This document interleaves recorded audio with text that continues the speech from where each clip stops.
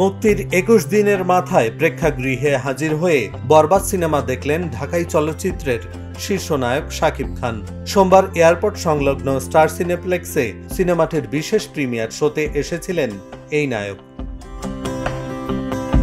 Premiere show শেষে শাকিব খান বলেন, এত মানুষের ভালোবাসায় মুগ্ধ। দর্শক সিনেমাটার জন্য এত ভালোবাসা দিচ্ছে, যা সত্যি অতুলনীয়। নতুন ছবির শুটিংয়ের কারণে সময় করতে পারেননি বলে জানান তিনি। বাট আমি খুবই আনন্দিত হয়েছি, আমার এত ভালো লেগেছে যে আমার ক্যারিয়ারে তো এটাই প্রথম সিনেমা যে সিনেমার এক হলে না অনেক হলে মিডনাইট শো চলেছে।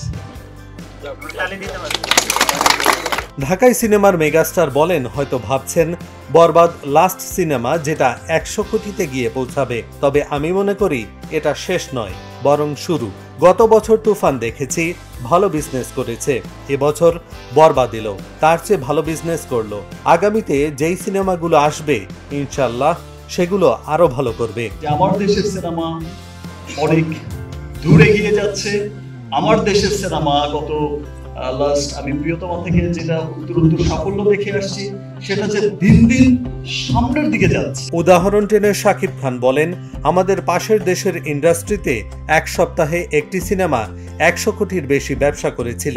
সেটা তাদের জন্য বিরাট ব্যাপার ছিল, কিন্তু যারা সিনেমা তৈরি করেছেন তাদের লক্ষ্য ছিল ১০০০ কোটি। এখন দেখা যায় পাশের দেশের সিনেমাগুলো ১০০০ কোটিতে না পৌঁছালে সুপারহিটই ঘোষণা করা হয় না। এহসানুল হক, ঢাকা জার্নাল।